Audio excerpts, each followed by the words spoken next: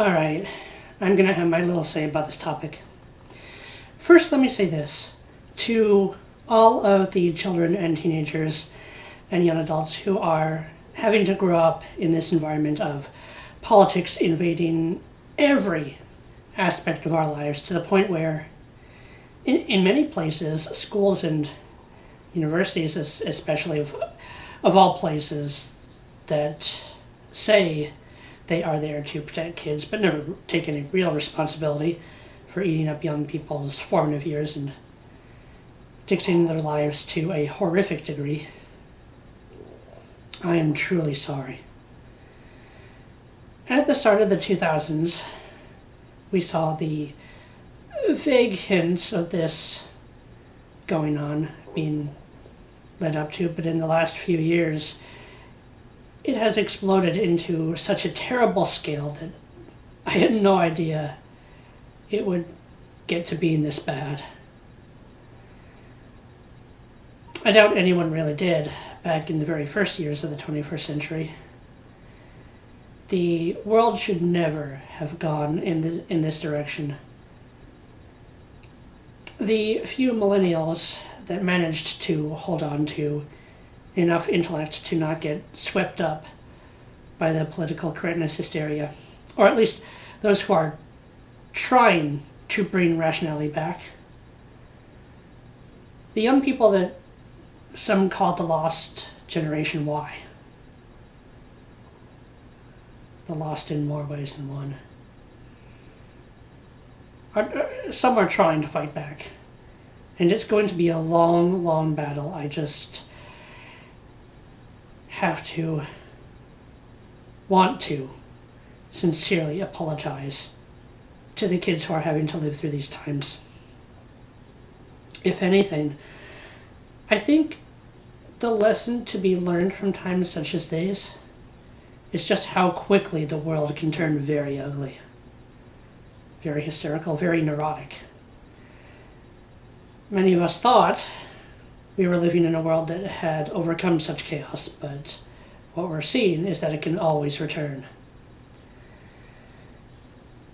So there was a story I just learned about a teenage girl who wore a Chinese-style dress to her prom and was horribly bashed for it.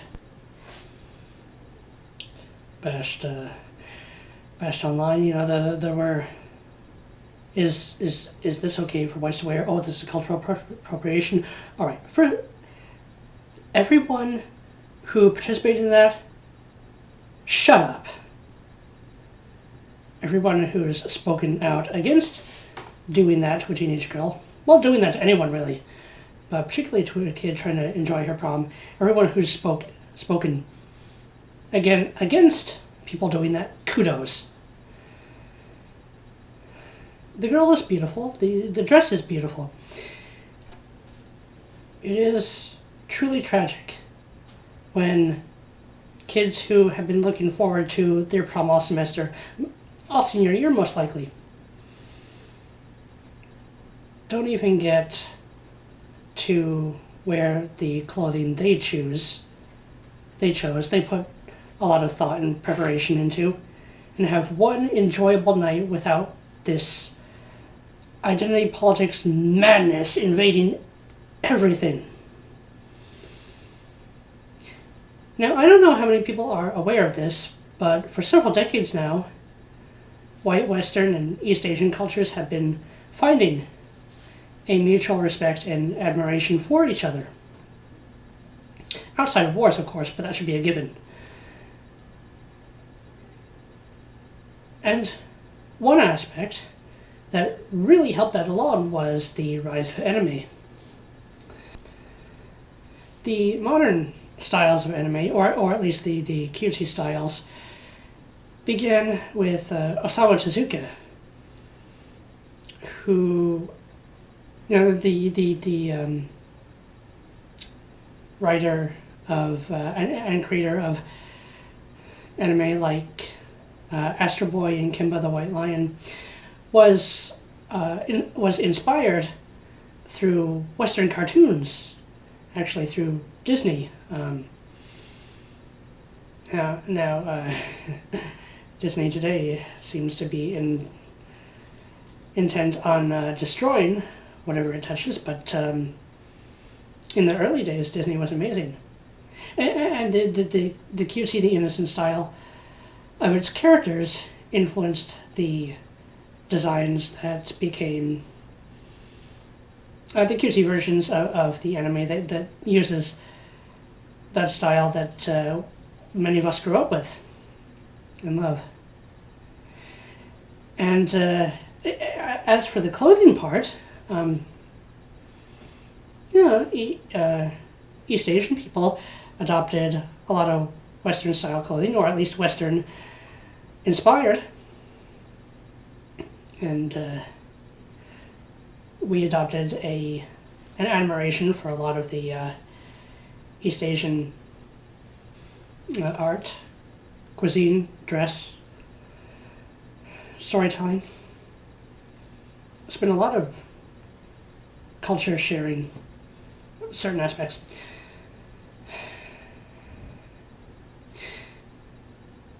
Now, we also, of course, have a brutal assault by the left on traditional ideas of masculinity and femininity, which have lasted. So the traditional ideas of masculinity and femininity, and even as bashed as it is these days, the traditional gender roles and stable family. We talk about the nuclear family versus the extended family. Sometimes, well, the extended family is really just an extended nuclear family. As bashed as it is today, those maintained the family and civilization for thousands of years, many thousands of years. So that's a better record than any alternative that's being tried today. Now, a lot of the bashing of this poor girl, I hope she'll be okay. A lot of it has come from unattractive women. And people just so consumed by these crazy leftist identity politics. I don't understand how they have the lasting energy for it. It's attacking every little thing that's mildly outside of what you think each race and culture should stick with, which isn't that racism? Isn't that isolationist? I mean, that can be a whole nother discussion, and should be, but aren't they tired of it yet? Well, I will link to a couple other people's videos about this. If unattractive women think that by shaming and slamming and erasing pictures and photos and destroying the lives and reputations of attractive girls, attractive women, which this is more about than any real desire for keeping the cultures separate, which I thought we were against, but of course the left is never consistent. But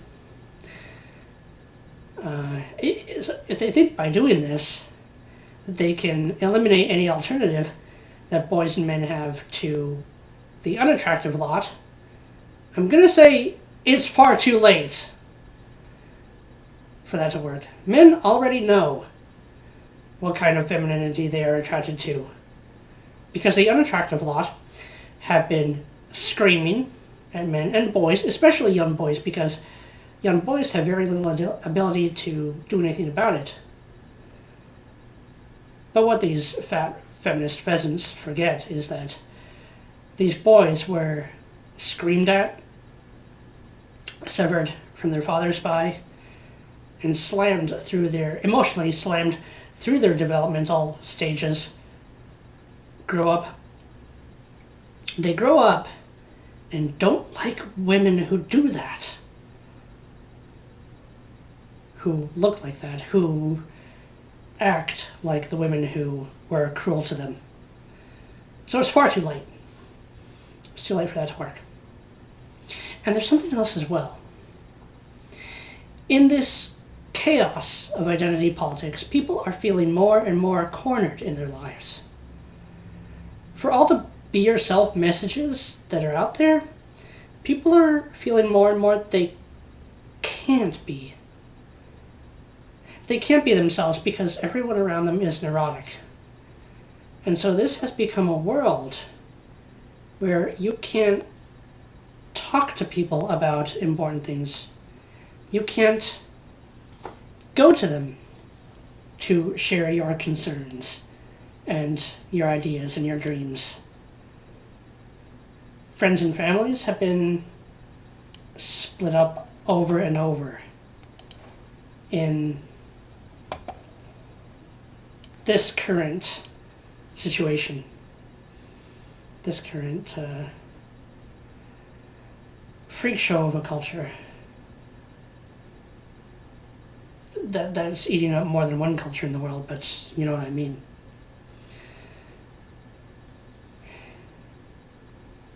And young people in particular, people of any age really, but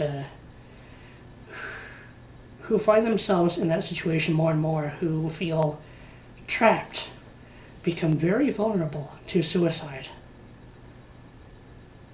Should something like this kind of baseless blow-up, drive a man or woman to suicide? And it's already happened many times.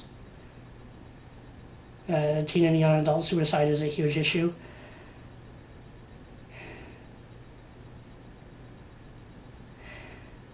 So it's not like it hasn't happened yet. So let me tell anyone who is participating in this kind of cultural appropriation, shaming and raging, this identity politics that I seriously don't understand how people still have the energy for. But if someone you've participated in screaming at, shaming, attacking the life of, commits suicide, then you have just participated in murder. Because deliberately driving someone to suicide, and the people who attacked this young girl for wearing a Chinese-style dress, people who participated in this shaming hysteria, certainly knew very well what they were doing. I hope this girl gets through the situation okay. She just wanted to wear the dress she wanted and enjoy the party. But when this kind of shaming leads someone down the path of suicide, and if this craziness continues, it certainly will. It certainly has. I just don't know all the stories. Very easily can have that effect. Those who took part in the attack are directly complicit and responsible. So, how do you deal with bullies like that? Well, the first step is to give them no power. If Caucasian girls want to dress in East Asian clothes, go right ahead. East Asians adopted a Western attire. The sailor uniform, the suit and tie, the casual dress. So the cultures, a lot of aspects of the cultures, have already been shared for decades. I don't know what the entire process of fighting back against this horrible identity politics environment will be, but the first step is to not give it power, is to stop giving it power. Which I know that's easier said than done. I know that's hard, but the more who reject it, And people are really going to need their friends. And you should stick by your friends. If you have a friend who is trying to fight against this mass hysteria of identity politics, stick with them. Support them. The more we do so, the more it'll be pushed back. And we do need to push it back. Identity politics is the bully. Stand up to the bullies.